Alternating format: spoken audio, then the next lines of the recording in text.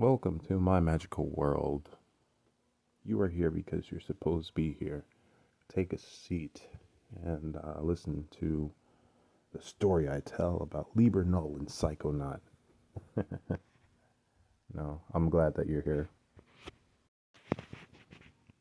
I like Liber Null and Psychonaut um, basically because it's refreshing to me and it shows me that I was kind of doing what was in the book in the first place when I first started the channel, Demonosophy and Beyond, because it was just kind of like I was here, I was there, I was picking from everything else, and whatever just piqued my interest, I got into.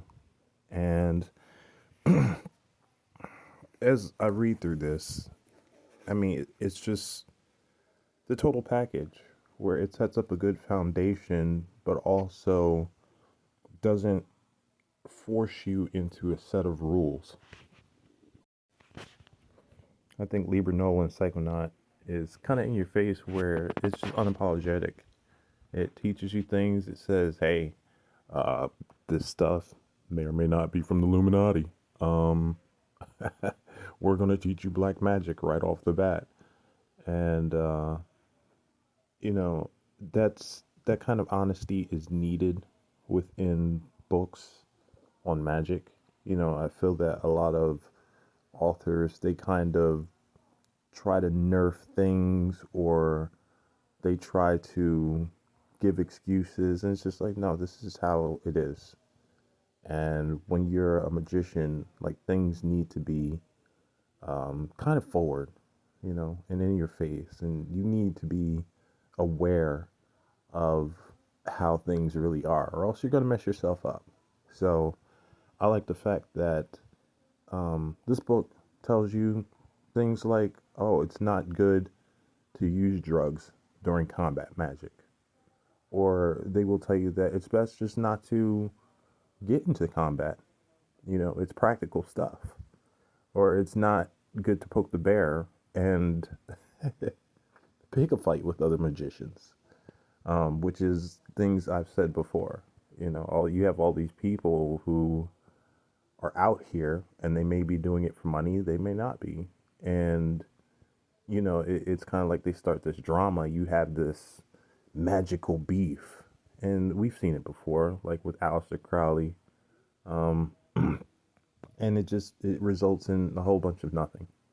But it also talks about how um, paranoia um, within magic. If you feel like you're susceptible to magical attack or somebody's trying to attack you, like that can be detrimental. So, um, just the nature of this book, where it's kind of unapologetically in your face, just telling you the facts, um, is fun. But I also like the fact that it kind of encourages people who do magic to teach magic. You know, it kind of talks about how, like, these groups, at times it's prudent to stay silent because there are a lot of people who are either going to have an adverse reaction or they're going to use the knowledge in order to gain power and abuse it. But at times there is a necessity to elevate humanity through this kind of magical knowledge. It talks about how science is catching up because the things that the shamans knew um, ahead of time, scientists have been struggling to recreate over and over again so that they can make that scientific fact. And, all these things that, let's say, quantum physics are now talking about were talked about within magic. I've said many times in many conversations that quantum physics is basically the explanation of magic, the scientific explanation of magic. So, um, yeah, and I think that the way our society is really handicaps our way of thinking, and is handicapped because we're so tied down to the physical, and um, we think that the scientific way is intellectual and is the highest way there is, when really we're really led to believe that. When in the background everybody knows that magic is really involved. So um, that was just one thing that's touched on by this book that I I loved. I love how this book describes that you are your greatest enemy. It's your mind. In a world full of ADHD, you have to learn to focus and concentrate. Uh, it doesn't create any devil or any boogeyman. It's just you and yourself. And really, if we think about it, that is all there is. Like, we see everything from our own perception. We are the stars of our own movie. And it's up to you to create your reality, because you, through your beliefs, um, control your perception and control how you see the world. And so, like, you allow yourself to absorb different influences. And so, consciously, subconsciously, who you're around, what you watch on TV, what you listen to on your phone, on your radio, whatever, when you listen to music. So you have to learn to control the input into your mind. Okay, so where was I? Yeah. So here in the book, there's a chapter called Liber Lux, and it was talking about the difference between white magic and black magic. Uh, Here it says that white magic leans more towards the acquisition of wisdom and a general feeling of faith in the universe. Black magic is concerned more with acquisition of power and is reflective of a basic faith in oneself. The end results are likely not to be dissimilar, for the paths crisscross over each other in strange ways. I don't think it's strange because if you go seeking wisdom within yourself, uh, you'll find it.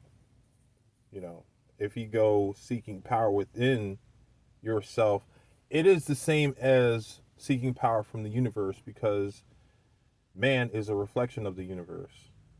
Um, Man is the microcosm that is within the macrocosm.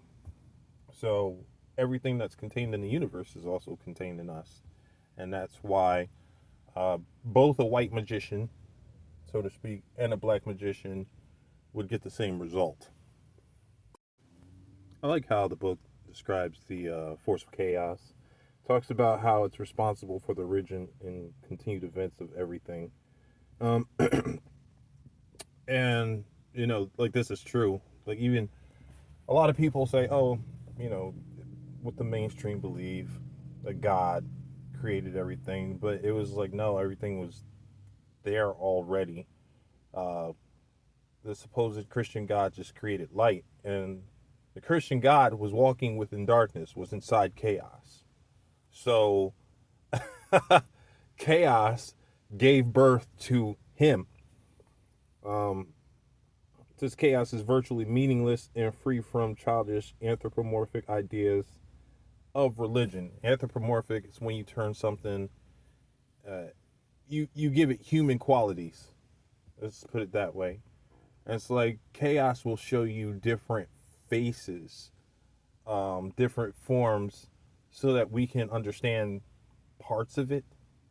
You have a lot of deities of chaos, supposedly, such as Tiamat, Lilith, um, Chaos, um, Nyx. But, really they go beyond all definition, and they're not human. So, yeah. And it says chaos cannot be known directly. So, like I said, once again, there's always a buffer there's always a symbolic representation that's coming between the magician and chaos. And there's no knowing chaos, because really I feel like to come in direct contact with chaos would just create madness, of a Lovecraftian sort. Just be like, you see something that your brain can't process because it's beyond human imagination, human understanding, and then you just lose your stuff. You know what I'm saying? But in a sense, it's not necessarily a bad thing. It's just going to keep you from functioning on this level of reality. I think one very important chapter in this book so far, because I'm not done with the book, is a chapter on liberation. When you become a chaos magician, or when you become a magician, period, sometimes we have to break out of our current way of thinking. We may be tied to some religion, or just tied to some set of beliefs that hold us back.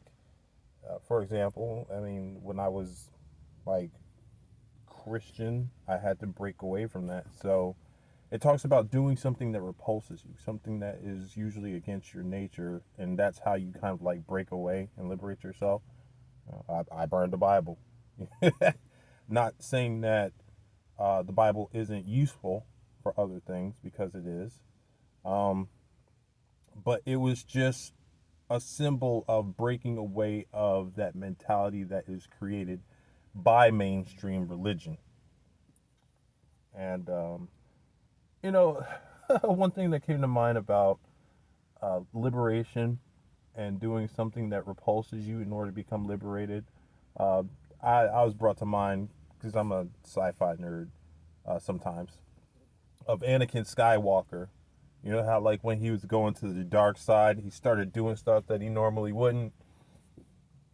Uh, Up to the point where he just went through the temple, just chopping down the younglings and stuff like that. I'm not telling you to go that far, because that's just messed up. But, um, you know, that is a good example. Pop culture actually um, shows a lot of truth that most people are not aware of. And it also, here in the book, talks about one liberation um, will also become the magician's enslavement. Even though Anakin had broken free from the quote unquote light side, he became a slave to the dark side. And, it's just kind of like the person who gives up all the rules lives by the rule that you can't live by the rules. And so that becomes their rule. So just be aware of that, and understand that there really is no true freedom. That's basically all I wanted to talk about right now. Um, I'll come back to it, because I just want to talk about chaos magic in general. Um, there is another book that is more complex, called Liber Chaos with a K. That's also written by Peter Carroll.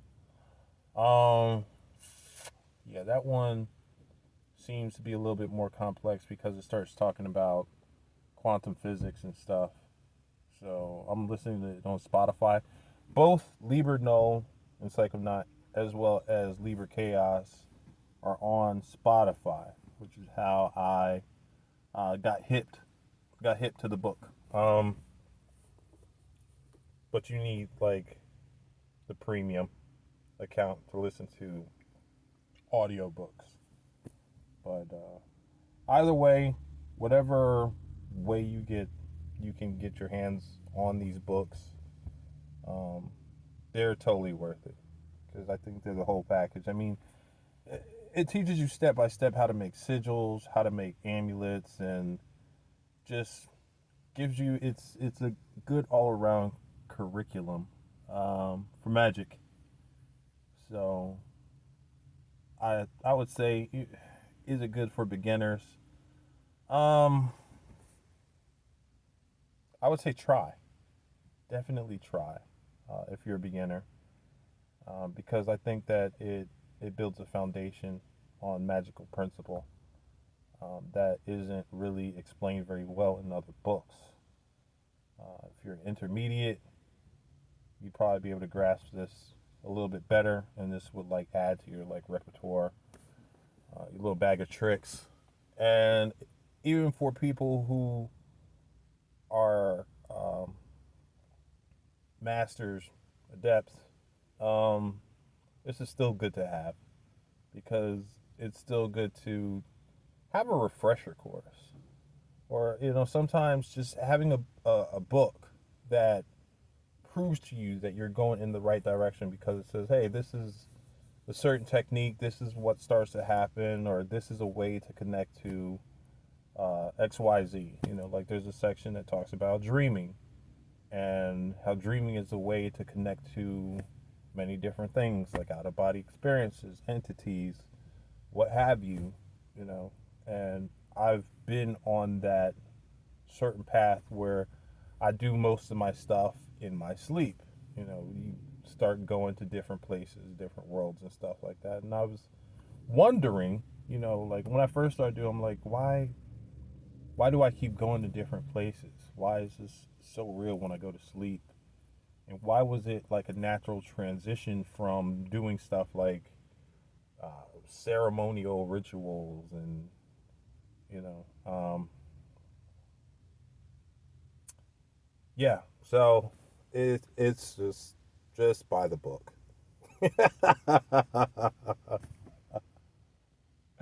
You'll see, you'll understand. I have faith in you.